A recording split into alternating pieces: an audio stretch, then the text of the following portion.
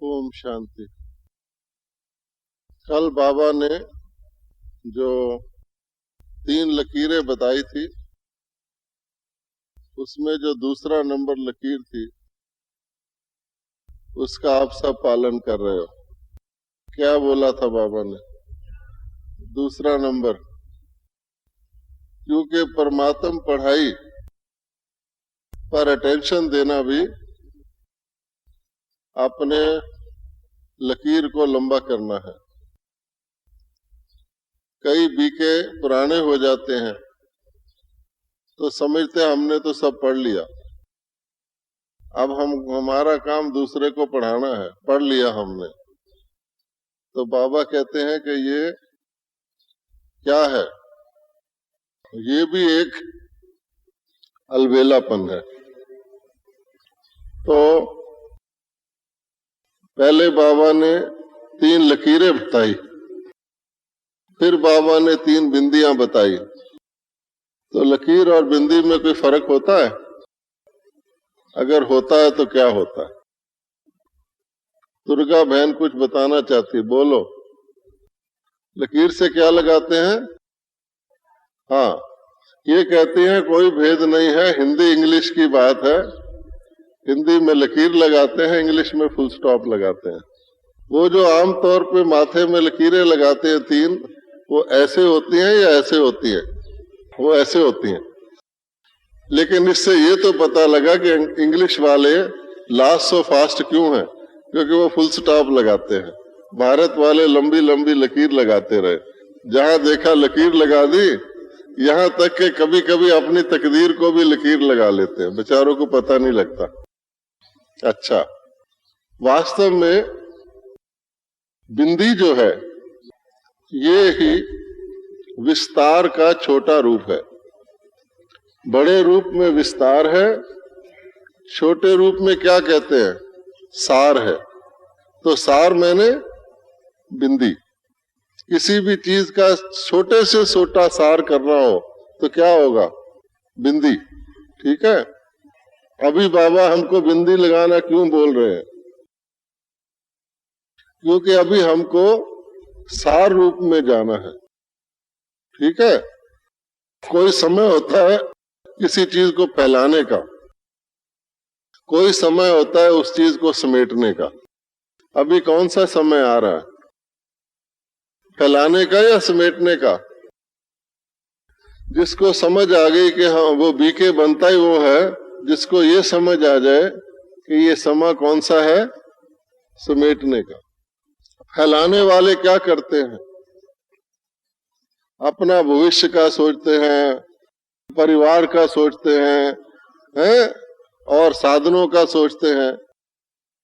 समेटने वाले क्या करते हैं? जो है भी उसको क्लोज करने का सोचते हैं। ठीक है ना? तो बीज रूप जिसको हम कहते हैं, अभी हमारा कौन सा टाइम है? एक शब्द में कहें तो कौन सा टाइम है? पौधा बनने का या बीज बनने का है? कौन सा टाइम है अभी हमारा? पेड़ फैलाने का है या बीज बनने का है? इसीलिए परमात्मा बीज जो है हमको आप समान बनाते हैं। तो क्या बनाते हैं? और सबसे आसान चीज क्या है? बिंदी। बिंदी से आसान तो कुछ नहीं है ना। जिसने साइंस पढ़ा है, साइंस में ये पढ़ाते हैं कि एक पॉइंट जो होता है जिसको वो बिंदी कहते हैं, पॉइंट का ना लंबाई होती है, ना चौड़ाई होती है, ना मोटाई होती है, ना वजन होता है। ये साइंस वाले भी बताते हैं। तो ये बिंदी हम लोग, बाबा ने बताया बिंदी लगाओ। फिर लकीर क्यों बताया? इसलिए बताया कि अगर बिंदी के अंदर आप देखें, देखने में तो बीज इतना ही है। अब बड़ का बीज जो होता है, कलकत्ते में बड़ का पेड़ है, उसका बीज कितना था? बस। और पेड़ कितना है? वो 1935 में उस पेड़ का जड़ खत्म हो गया। अभी इतना बड़ा है, वो कितना फैला हुआ है। तो उसका रूप सार क्या था? बिंदी। इसी प्रकार से अगर आप बिंदी के अंदर झांक करके देखोगे तो आपको क्या दिखेगा? बाबा कहते हैं दुनिया में सबसे बड़ा वंडर क्या है? लोग तो ताजमहल को कहते हैं आदि आदि, लेकिन सबसे बड़ा वंडर क्या है? कि एक छोटी सी आत्मा हमारी में, आपकी में क्या भरा हुआ है। हाँ, कभी तो बाबा कहते किसी में 84 का है, जितना भी पार्ट भरा हो, थोड़ा भी हो सकता है, लेकिन ज्यादा से ज्यादा देवता घराने की आत्माओं में इतना बड़ा पार्ट तो कैसे देखेंगे। अगर ज्ञान का दूरबीन लगाकर उसको देखे, दूरबीन नहीं, वो क्या कहते हैं, माइक्रोस्कोप, तो आपको सारा दिखेगा। और इसी प्रकार से उसमें अपनी तकदीर दिखेगी, उसमें लकीरें दिखेंगी। जैसे होता है ना ग्रामोफोन रिकॉर्ड में भी लाइनें होती हैं, तो लकीर का मतलब क्या है कि हमने अपनी तकदीर की लकीर कितनी लंबी करी जो फिर बाद में हमारी बिंदी में समाकर हम ऊपर गए। इसलिए सबसे ज्यादा वैल्यूएबल चीज अपनी बिंदी में समानी है। ऐसे ना हो कि खाली रह जाए। कई कैसेट होते हैं, 2 गीत होते हैं, बाकी खाली होता है, देखने में तो साइज उतना ही होता है। ऐसी आत्मा भी होती है जो कि 2 जन्म लेती है सिर्फ, कहते हैं हम बड़े अच्छे, हम मुक्ति में पड़े हैं। अब बाबा की बिंदी और हमारी बिंदी में क्या फर्क है? कोई फर्क है? आज तो बाबा ने कहा बाबा खाता नहीं, आप खाते हो, वो तो ठीक है, लेकिन बाबा की बिंदी में और हमारी बिंदी में ज्ञान से क्या फर्क है मालूम है? बाबा की बिंदी में सारी रचना का उसका भी आद का, मध्य का, अंत का सार है। और हमारी बिंदी में अगर हमने बाप समान बनना हो तो उस बिंदी को इस बिंदी में ट्रांसफर करना हो तो हमारे में भी क्या होना चाहिए? सारी रचता और रचना की आद मध्य अंत का सार होना चाहिए। अब इसमें कोई 2 पॉइंट मिस कर दे, 2 क्लास मिस कर दे तो क्या होगा? सोचेगा कोई बात नहीं, हम तो क्लास में आ गया, बहुत सुना है। लेकिन उतना टाइम, जैसे कोई फैक्स आता है या फोटो कॉपी होता है, उसमें 2 लाइन मिस हो जाए, आपको अच्छा लगता है? वहां लिख के आ जाता है नीचे कि एरर, दोबारा भेजो। यहाँ तो दोबारा भेज सकते हैं, लेकिन ये ज्ञान का क्या होगा? तो जो बिंदी होती है या बीज होता है वो बहुत पावरफुल होता है, और जो उसके अंदर होता है वही जब विस्तार में आते हैं तो दिखाई देता है। जैसे किसी फिल्म का रील होता है, छोटा छोटा होता है, जब वो पर्दे पर दिखाई देता है तो जो उसमें अच्छा है वो भी दिखाई देता है, अगर उसमें कुछ डिफेक्ट है वो भी दिखाई देता है। इसी प्रकार से जब हम साकार में आते हैं तो अगर हमारी बिंदी में, बीज में कोई डिफेक्ट होगा तो वो भी दिखाई देगा, अच्छी क्वालिटी होगी वो भी दिखाई देगी। कोई व्यक्ति बहुत मेहनत करे, एक बीज ले आए, उसके लिए धरती तैयार करे, हल चलाए, बहुत अच्छा पानी का प्रबंध करे, हवा का प्रबंध करे, उसके लिए खाद लेके आए, मेहनत करे, बीज को लगाए, उसको उगने दे, और आखिर में उसका जब फल निकले तो क्या देखे? अगर वो बीज खट्टा था तो जितना फल निकलेगा एक एक, वो सब क्या होगा? खट्टा ही होगा। उसकी मेहनत किस काम में गई? खट्टे फल को बनाने में। अगर फल में कोई और डिफेक्ट है, कोई काना पेड़ है, आम है, तो सारे आम में वही उसका फल आ जाएगा। इसी प्रकार से आजकल के आत्माएं, कोई अहंकार के वश है, अहंकार ज्ञानियों को भी होता है, अज्ञानियों को भी होता है। कोई मान शान के वश है, कोई लोभ के वश है, कोई आराम, जितने भी डिफेक्ट है, वीकनेस है, तो जितनी मेहनत करेंगे सारी कहाँ जाएगी? उससे किसको फल लगेगा? उसके उस बीमारी फैल जाएगी। जैसे किसी के अंदर कैंसर होता है तो जो कुछ खुराक खाता है, अच्छी अच्छी दूध पीता है, केसर खाता है, वो समझता वाह मैं तो बहुत अच्छा कर रहा हूँ। लग कहाँ रहा है? लग तो जाके कैंसर को रहा है। इसी प्रकार से अगर हमने अपने बीज में करेक्शन नहीं किया तो जितनी मर्जी मेहनत कर लो, चाहे ज्ञान में कर लो चाहे अज्ञान में कर लो, खूब फैलावट करो, खूब टाइम लगाओ, रिजल्ट क्या निकलेगा? वही वो खा जाएगा, कीड़ा उसको खा जाएगा। इस वास्ते बाबा कहते हैं अभी टाइम है हमारे को क्या करने का? अपने बीज को बाप के समान परफेक्ट बीज बनाने। और इसका सबूत ये है कि जब हम आगे जाएंगे सतयुग से लेकर त्रेता के अंत तक और उसके बाद भी बहुत काल तक, वो अच्छा बीज जो होगा आपको मेहनत करनी नहीं पड़ेगी और फल बहुत अच्छा मिलेगा, सुख भी मिलेगा, शांति भी रहेगी, आनंद भी रहेगा, प्रेम भी रहेगा। जो चीजें यहाँ मेहनत करवाती है वो नहीं रहेगी। वहां किसी चीज का मेहनत करना ही नहीं पड़ता। यहाँ मेहनत करके फिर खुश होते हैं। जैसे बच्चा होता है ना, पहले बिजली बनाएंगे, फिर बिजली दिन में फैक्ट्रियां चलाएंगे, कहेंगे वाह हमने बिजली बनाई। पहले अंधेरा करेंगे फिर बिजली बनाएंगे, रात को जागेंगे दिन को सोएंगे, कहेंगे हम बड़े होशियार हो गए, है ना। तो ये मनुष्य की है। तब बाबा कहते हैं एक तरफ मनुष्यों की मत जो हमें यहाँ ले आई। जिस भी ब्राह्मण को आज की दुनिया का सुख दिखाई देता है उसको सोचना चाहिए कि क्या सचमुच आज की दुनिया में सुख है, जिसको हम असली सुख कहते हैं वो है। अगर होता तो बाबा हमको क्यों कहता कि दूसरा रास्ता लो। इसलिए बाबा ने कहा है कि सारे दुख का, सारी गिरावट का, सारे का मुख्य कारण क्या है कि हम बिंदी ना बन के क्या बन गए, शरीर बन गए।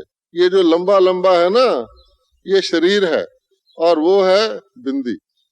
एक क्रिश्चियन से मैंने पूछा तुम ये जो पहनते हो ऐसे करके ये क्या है?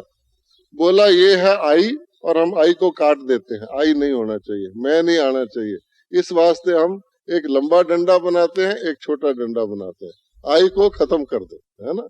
इसी प्रकार से बाबा कहते हैं आपकी आई दो है, हमारी दो आई है, एक है आत्मा की मैं, एक है शरीर की मैं। तो शरीर की मैं आई तो क्या आया? शरीर की मैं आई तो मैलापन आया। मैलापन कहाँ से शुरू होता है? आत्मा जो है वो ऊपर से मैली नहीं हो सकती, आत्मा के अंदर विकारों का मैल आता है, उसको भी कारण ये शरीर बनता है। ये बाहर का मैल ले जाकर कानों के द्वारा, आंखों के द्वारा अंदर ले जाके आत्मा को मैली करता है। इस वास्ते मैले होने से क्या होगा? खुशी रहेगी? नहीं। इसको कहते हैं मैले होने से चार बातें होती हैं। एक मायूसी, अगर किसी को मायूसी आती है ऐसे ऐसे कि खिले हुए की बजाय, तो मैं है, देह भान है। दूसरी मगरूरी, दिमाग का नशा, मेरे जैसा कोई नहीं, वो मैं। दूसरे का इंसल्ट करना, दूसरे का रिस्पेक्ट नहीं करना, दूसरे की बात नहीं सुनना, सहनशीलता नहीं रखना, सुनने से पहले ही बोल पड़ना, बहुत सारे इसके आप रोज देखते हैं। अच्छा, मगरूरी। फिर मुरझाइश, अच्छा भला ज्ञान सुन रहे हैं, मुरली सुन रहे हैं, दादी का क्लास सुन के गए हैं, खुशी खुशी जाने की बजाय किचन में थोड़ा खाना मिलने में लेट हो गया, मुरझाइश। अरे मेरे घर में मैं थाली ऐसे पटक देता हूँ अगर खाना टाइम पर ना मिले। यहाँ देखो, वो मैं जो है परेशान कर रहा है और कोई परेशान नहीं कर रहा है। और किसी जगह जाओ 2 घंटे लाइन में खड़े रहेंगे, लेकिन बाबे का घर है तो हर चीज परफेक्ट चाहिए। एक भाई था, उसका साइकिल गुम हो गया हमारे सेंटर के बाहर, अगले दिन क्लास में आना बंद कर दिया। हमने बोला क्यों? कहता मेरा साइकिल सेंटर के बाहर गुम हो गया। अगर तेरा साइकिल डाक खाने के बाहर गुम हो जाए तो चिट्ठी डालना बंद कर देगा, है? लेकिन वो एक्सपेक्ट ऐसा करते हैं। इसी वजह से वो सोचने लग जाते हैं, कोई ना कोई चीज ज्ञान के ऊपर डिफेक्ट डाल के अपने को छुड़ाते हैं। अच्छा हुआ मेरी माला टूटी, राम जपन से छूटी। उनका तरीका ये है, कमी अपने में होगी, दूसरे में लगा के चल छूट गए। ऐसा क्यों किया, ऐसा नहीं किया। इसलिए कहते हैं मुरझाइश। और मुरझाइश क्या करती है? पहला काम करती है, बाबा से दूर ले जाएगी। बाबा कहता मैं किसी को दूर नहीं करता, अपने अंदर की मुरझाइश ही व्यक्ति को, जैसे मैग्नेट जंक लगे हुए लोहे को नहीं खींचता है, ऐसे ही बन जाते हैं। और फिर एक और प्रॉब्लम आती है जिसको कहते हैं मतभेद। ये मतभेद भी देव भान से आता है। मैं बड़ा, ये छोटा, मैं अमीर, ये गरीब, मैं शरीर का स्ट्रांग, ये बेचारा पतला, ये बूढ़ा, ऐसे किया, चाय लेनी है बूढ़े को ऐसे किया और चले गए। दुनिया में भी ऐसे करते हैं। इस वास्ते बाबा कहता है ये सारे के सारे डिफेक्ट बिंदी में नहीं होते। तो बिंदी किसको समझना है? अपने को समझना है, दूसरे को भी समझना है। यहाँ कितनी बिंदियां बैठी हैं, मैं ही बिंदी हूं या और भी बिंदी हैं? कई ये भी करते हैं, अपने को बिंदी समझ लेते हैं और दूसरे को लंबा चौड़ा समझते हैं। जैसे कोई मेंढक एक ट्रक के नीचे आ जाए तो कहेगा मैं तो मेंढक मर गया।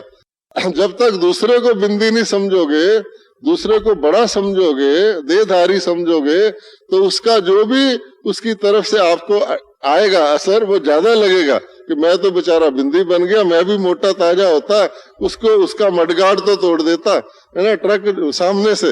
ये नहीं, तो अपने को बिंदी समझने का कई पुरुषार्थ करते हैं, लेकिन दूसरा भी बिंदी है वो नहीं समझते।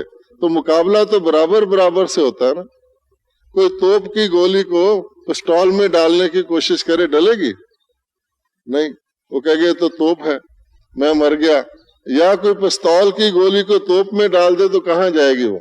इस वास्ते बाबा ने कहा है मेरे से भी अगर योग लगाना है तो पहली कंडीशन क्या है? बाबा है बिंदी और हम हैं लंबे चौड़े, तो क्या होगा? योग लगेगा। जब अपने को देखा मैं ये हूं तो योग भी वैसे से लगेगा। कहेंगे कोई कृष्ण की मूर्ति ला दो, चलो ब्रह्मा बाबा का ही फोटो ला दो, है कुछ ना कुछ शरीर तो दिखे, बिंदी से क्या योग लगाऊं। इसलिए भक्ति मार्ग में ये पूजा क्यों चली? क्योंकि अपने को भी देह माना तो जैसा अपना बाप भी देह वाला ही चाहिए, है ना। अब बाबा कहता है इसीलिए महीन आत्मा मान के चलोगे तब बाबा के साथ योग फिट होगा। इसलिए फर्स्ट पॉइंट क्या है? देह और देह के संबंध। पहली चीज क्या है? हम और चीजें छोड़नी शुरू कर देते हैं, धन का त्याग, रिश्तेदारों से मिलना बंद, उनके घर खाना बंद। अच्छी बात है, नियम है, लेकिन पहली चीज क्या थी? पहले तो देह मानो, फिर रिश्तेदार भी मानोगे, फिर वो नाराज भी होंगे। अगर आपने देह माना ही नहीं कि मेरा तो रिश्तेदार एक परमात्मा है, तो कई जगह तो आप जाओगे नहीं, ना जाओ ना वो नाराज हो। नाराज करने थोड़ी कोई जाता है किसी को। इस वास्ते आपका नियम बदल जाएंगे। तब बाबा कहता है कि बच्चों के अंदर ये बीमारी कितनी पुरानी है, अपने को लंबी लकीर समझने की बीमारी कितनी पुरानी है हमारे अंदर, इस जन्म की है, कितनी पुरानी है, जिसके अंदर ठोक ठोक कर 2500 साल से भर जाए कि तू देह है, तू देह है, तू देह है। दूसरे भी कहें देह है, हम भी कहें देह है, मरा तो भी मर गया, देह मर गया, जिया तो भी देह पैदा हो गया, हंसा तो भी हा बच्चा हंस रहा है, वो भी देह है। सारा देह भान ही देह भान चलता हो जिस दुनिया के अंदर, हर चीज का वैल्यू देह और देह की चीजों से करते हो। सडनली उसको कहो तू आत्मा है तो उसको कैसा लगेगा? जरूर उसको बदलना पड़ेगा अपने सब सोच समझ को। तीसरी आंख खोलेगा तो उसको दिखेगा, नहीं तो तीसरी आंख बंद हुआ फिर देह दिखना शुरू हो गया।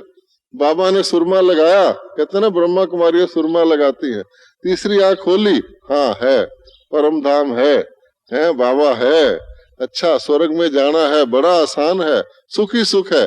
और तीसरी आंख बंद हुई, ये सुख है, यहाँ का सुख है, मेरी खाट ठीक नहीं मिली, मेरे पड़ोसी रात को खराटे मारता रहता है, मेरी नींद खराब कर देता है, वो सब शुरू हो जाएगा। अच्छा अब सोचो, जब आप खराटे मारो आपको पता लगता है कि उसकी भी नींद खराब हो रही है। इसलिए बाबा कहता है ये छोटी छोटी छोटी छोटी जितनी भी चीजें हैं उसका सार क्या है कि मैं बिंदी नहीं लगाता। अच्छा बिंदी ना लगाने से क्या हुआ? लोगों ने हमको उल्टे रास्ते लगा दिया।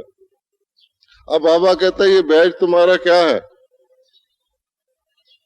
हाँ है, अच्छा अब इस बैज में क्या दिया हुआ है? देखो प्रवृत्ति मार्ग है। कई लोग कहते हैं ब्रह्मा कुमारी आश्रम में जाना मैंने घर बार से छुड़ाना, पति पत्नी को भाई बहन कहना, ऐसा समझते हैं।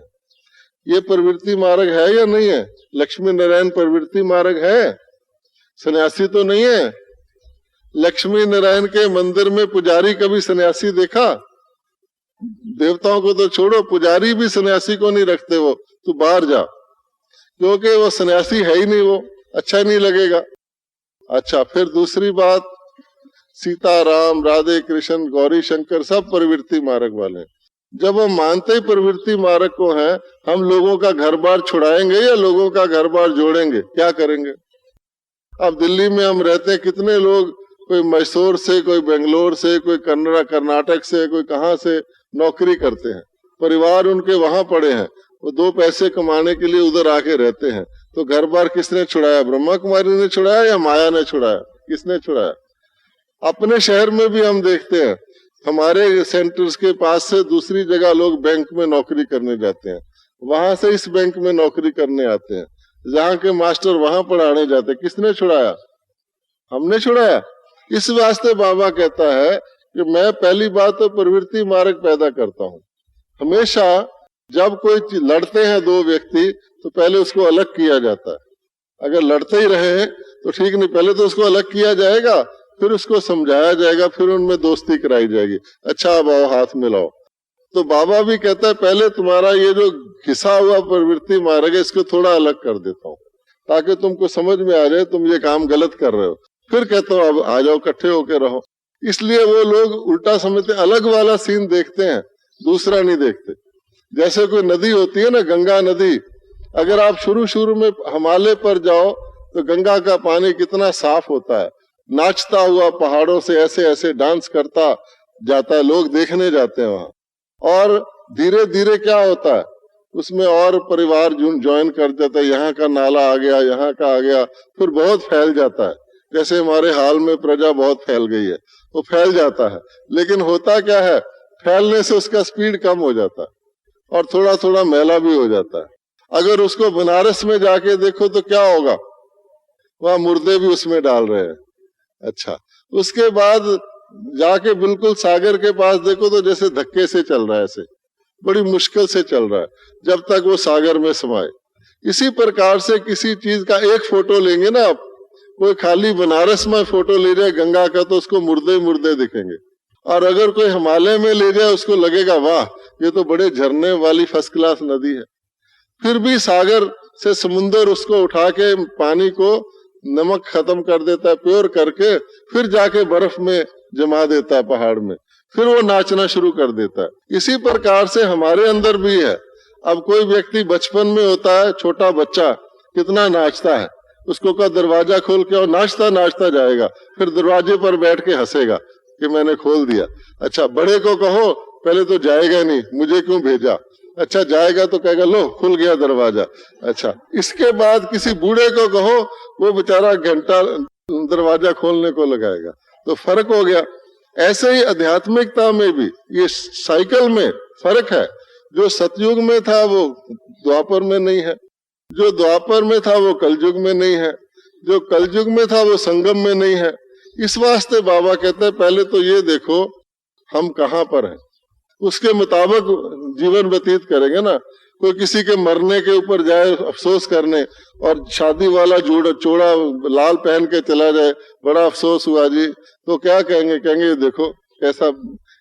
ये तो नेता लोग भी अपना रूप बनाते हैं, कुछ कहीं भूचाल आ जाएगा कहेंगे हो बड़ा अफसोस है, इतने लोग मर गए, हो करना पड़ता है।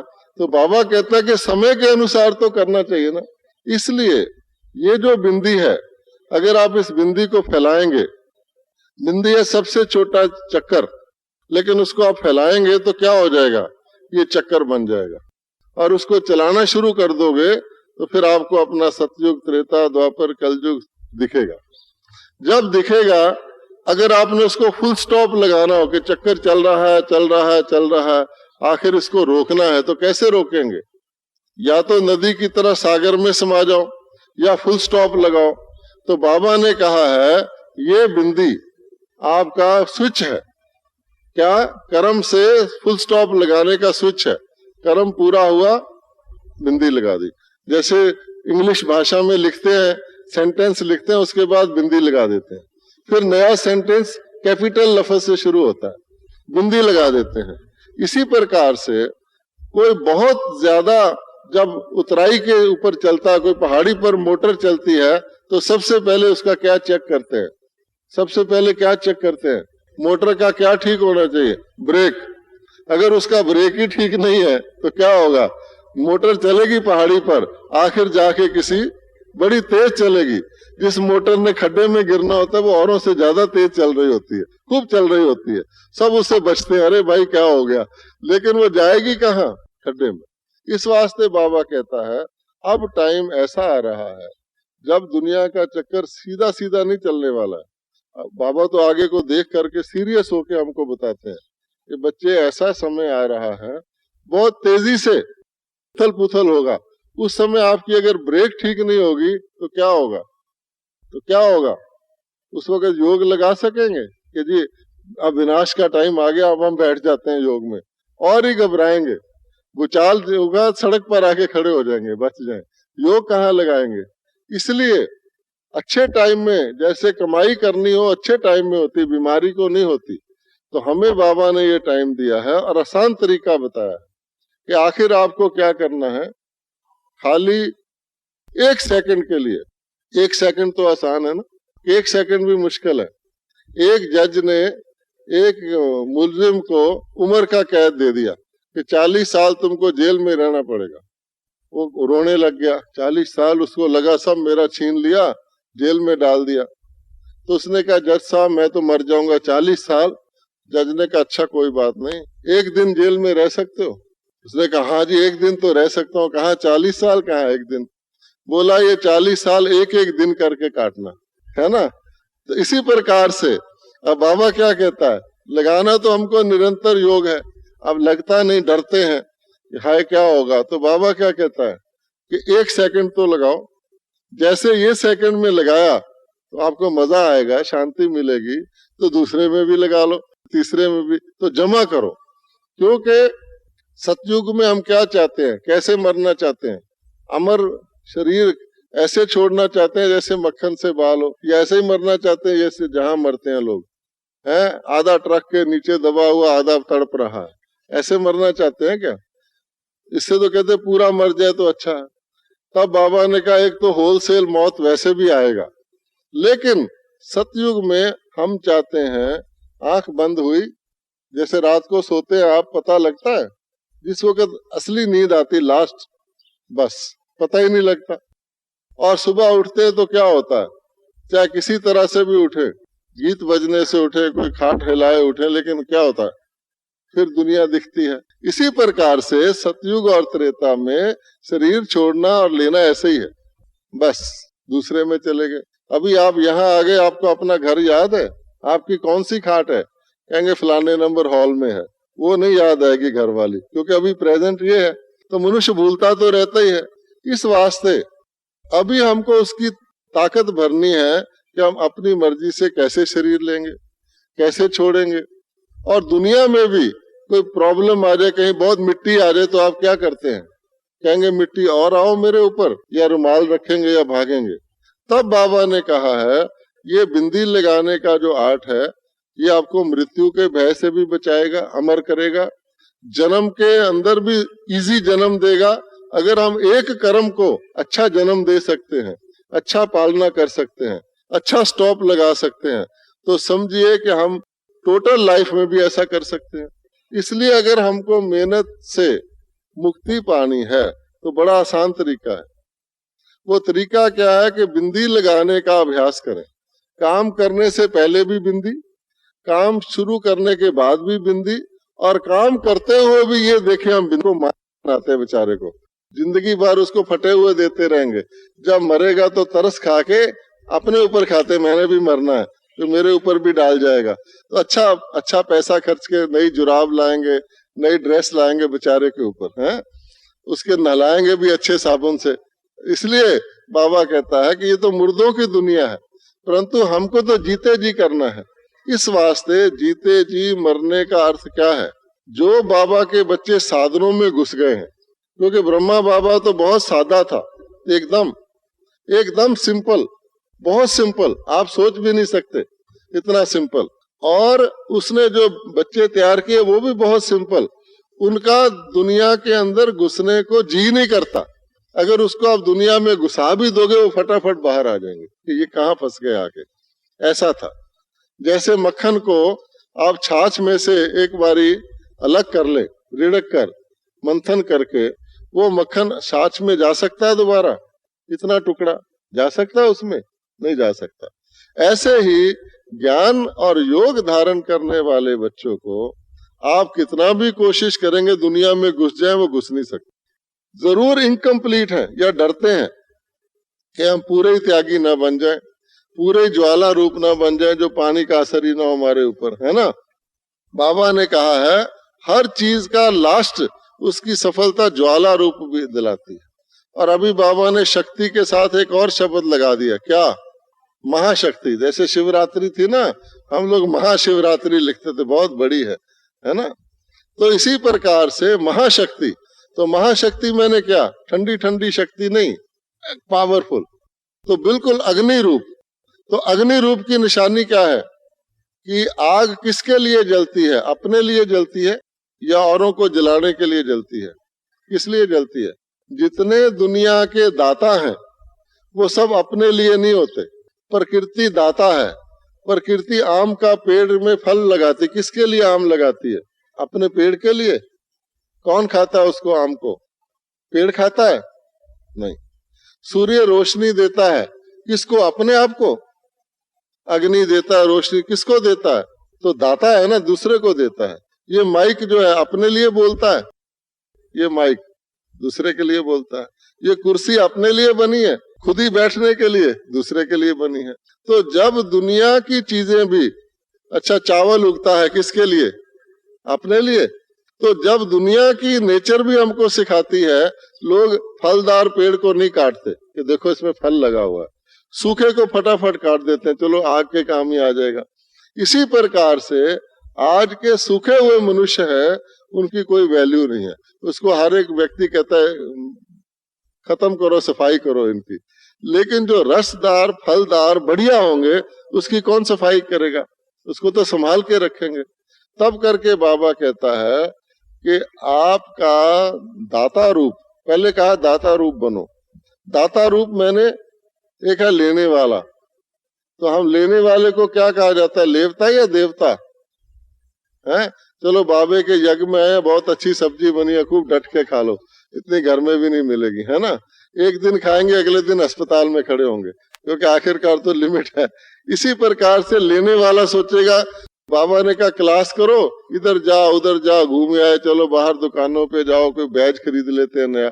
बैज लगाने से क्या होगा? ऐसे तो बहुत लोग नेता गांधी टोपी लगाते हैं, आज कोई उसकी वैल्यू है? इस वास्ते बाबा कहता है कि जो काम के लिए यहाँ आए हैं, ये है बाबा की भूमि।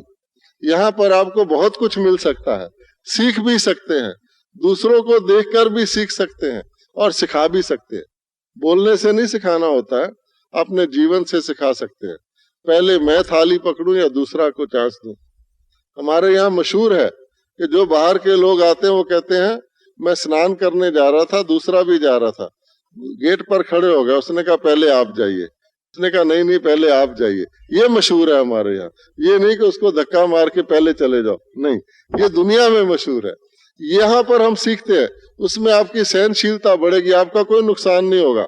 10 मिनट बाद में भी नहा लिया, कोई नुकसान नहीं होगा, लेकिन आपको फील होगा मेरी आत्मा में सहनशीलता की पावर बढ़ी।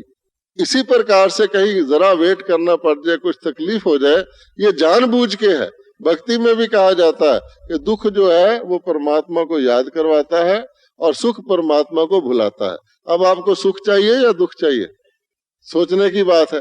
किसी का घर सेंटर से बहुत दूर है, वो सोचता है इतनी दूर से आना पड़ता है, आधा घंटा लगता है चलने को, ये तो मौज है, दूसरे कमरे से निकलकर यहाँ बैठ जाते हैं, इनको तो बड़ा अच्छा है, मैं भी ऐसा ही हो जाऊं, है ना। अब फायदा किसका है? जो दूर से आता है उसका योग तो आधा घंटा पहले शुरू हो जाता है, उसको आना है, रास्ते में भी चांस मिलता है। अगर उसमें आप अच्छा देखेंगे आपका फायदा है, और अगर उसमें मिलाएंगे, दूसरे के साथ भेंट करेंगे, पर चिंतन करेंगे, तो आपको दुख होगा कि मैं तो बड़ा दुखी हूँ। जो परिवार में रहते हैं, घर बार भी संभालते हैं, योग लगाते हैं, बाबा कहता है सबसे ज्यादा योग किसका लगता है? बंदेली माताओं का। क्यों? उनको खींच पड़ती है, जाएं जाएं, कितनी कदर है। जैसे विदेश के लोग दिल्ली में आते हैं, लाल किला देखते हैं, कुतुब मीनार देखते हैं। हमको इतने साल दिल्ली में हो गए, हमने लाल किला ही नहीं देखा, हम सोचते हैं पढ़ा देख लेंगे किसी दिन। इसी प्रकार से वैल्यू नहीं रहती। इसी प्रकार से जो व्यक्ति जितनी भावना से आता है, रबड़ होता है ना रबड़, अब रबड़ 1 इंच का रबड़ है, उसमें कोई खिंचाव नहीं है। अगर आप उसको 2 इंच खींचेंगे तो खिंचाव पड़ेगा, 1 इंच में कोई खिंचाव नहीं है तो रबड़, 3 इंच खींचेंगे तो और भी जोर पड़ेगा। इस वास्ते ये ज्ञान ऐसा है, अगर आप इसको अच्छी तरह देखेंगे आपका फायदा ही फायदा है। तो बिंदी को पावरफुल बनाने का, पहले तो बिंदी बने, फिर बिंदी को पावरफुल बनाने की आपकी बुद्धि चलेगी, वरना आपकी बुद्धि क्या चलेगी? शरीर को पावरफुल बनाए, घर को पावरफुल बनाए, बच्चों को नौकरी दिलवाए। अब बाबा कहता आगे तो चलना ही नहीं है, परिवार तो चलना ही नहीं है, तो मेहनत कर रहे हो किस काम आएगी? इसलिए अभी हमारा समेटने का टाइम है, और समेट के सबसे छोटा रूप समेटने का क्या है? बिंदी। अपनी बिंदी में आप अपने साथ अगले 63 जन्मों के संस्कार ले जा सकते हैं, और वैसे आप एक सुई भी नहीं ले जा सकते। परम धाम में कौन जाएगा? सूक्ष्म शरीर जाएगा? ये तो छोड़ो, परम धाम में सूक्ष्म शरीर भी नहीं जाएगा, ये शरीर भी नहीं जाएगा, आपका कुछ नहीं जाएगा। क्या जाएगा? बिंदी। तो उस बिंदी में जो कुछ आप भर लेंगे वो आपका, बाकी सब बाहर। तो बिंदी में क्या भरना है? वहां क्या चेकिंग होगी बिंदी की? कौन सी बिंदी को किस सेक्शन में बिठाएं? जैसे यहाँ कहते हैं ना, पहले दरवाजे से टीचर्स आए, दूसरे दरवाजे से ये आए, तीसरे दरवाजे से ये आए। वहां भी ऐसे ही होगा परम धाम में कि बाबा के समीप कौन जाएगा? जिसकी बिंदी बाबा के समान होगी, जिसको रचता रचना का ज्ञान होगा, जो खुद को भी आत्मा समझता है। बाबा ने कहा है कि ब्राह्मण भी अवतरित हुए हैं, सिर्फ बाबा अवतरित नहीं हुआ है, बाप बच्चों के सहित अवतरित हुआ है। तो अवतरित का मतलब क्या होता है? जो अपने को इस शरीर के अंदर आया हुआ माने, इस शरीर को टेम्परेरी माने, इसको आधार माने, वो अवतरित। बाकी का जन्म, तो हमने जन्म लिया हुआ है संगम पर या अवतार लिया हुआ है? आपका ये शारीरिक जन्म है ब्राह्मण का या आध्यात्मिक जन्म है? कौन सा है? मुख से है ना, तो अवतरित हुए है ना हम। तो हम ये क्यों भूले हम अवतरित हुए हैं? तो बिंदी हमको पीछे जाने से भी बचाती है। बाबा ने कह रखा है बिंदी पास्ट को फुल स्टॉप लगा दो।